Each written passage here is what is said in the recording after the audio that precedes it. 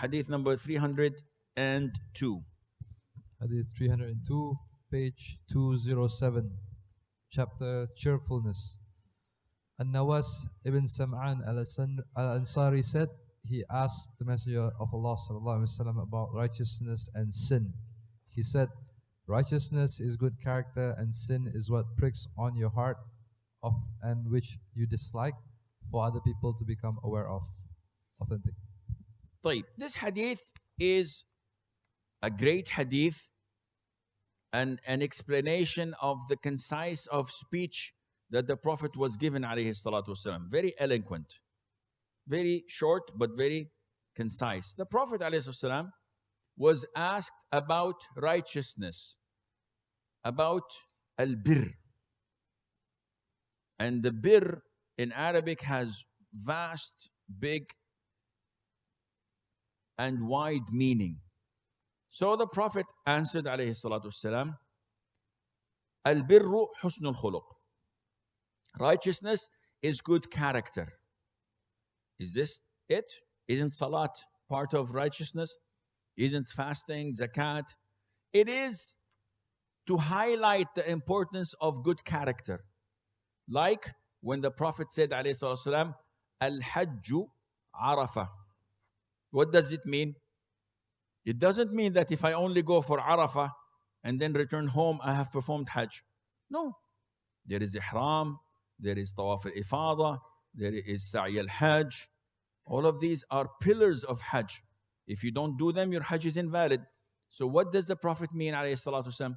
He means that the most major pillar of Hajj is Arafah.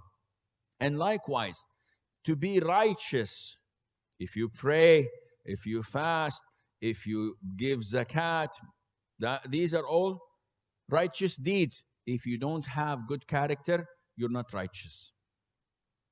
I could pray all night long. I could fast every Monday and Thursday. I could give my money in zakat. But if I am rude, if I'm inconsiderate, if I am selfish, if I don't pay attention to your feelings, if I'm not generous, I am not righteous. So this hadith highlights a very important aspect which the Muslims should work very hard on. This is why we have the Adab al-Mufrad. This good character is the main aspect of Adab. To be kind to people. You hear so many things and you have to fix your inside, your heart, the way you behave. So many times I get people coming to me and commenting on a hadith or explaining a story for me. And I know the story better than they. And I can say it better than them. But I have to, out of good character, pretend that I have not heard it and said, MashaAllah, Subhanallah. So after half an hour, he concludes his story feeling that he had done something good and say, I know it. How does he feel? Or if I interrupt him, if I correct him. So part of the good character is to fix your shortcomings. And this needs training. This doesn't come all of a sudden. It needs someone who guides you, who teaches you, who gives you your shortcomings in a way so that you can fix and help that. The second part is about sin and burden. What is the word?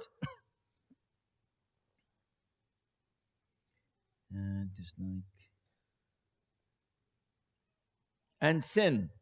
In the hadith is al-ithm, which is a wider meaning of al-dhanb, sin.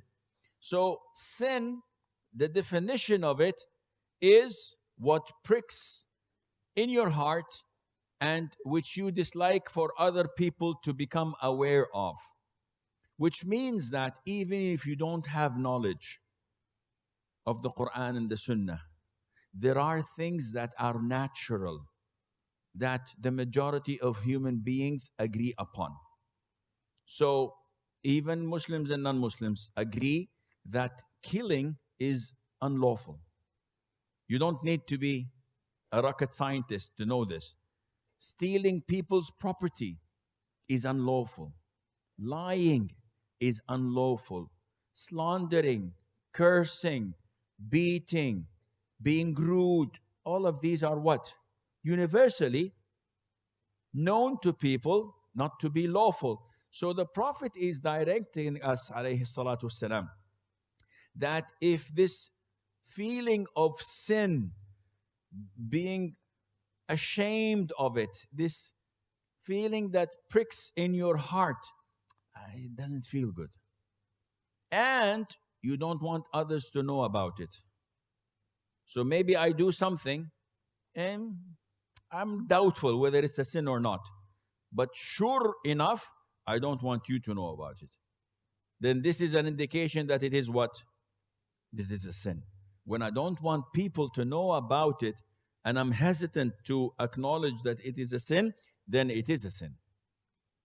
This feeling, this natural feeling of concealing it makes it a sin.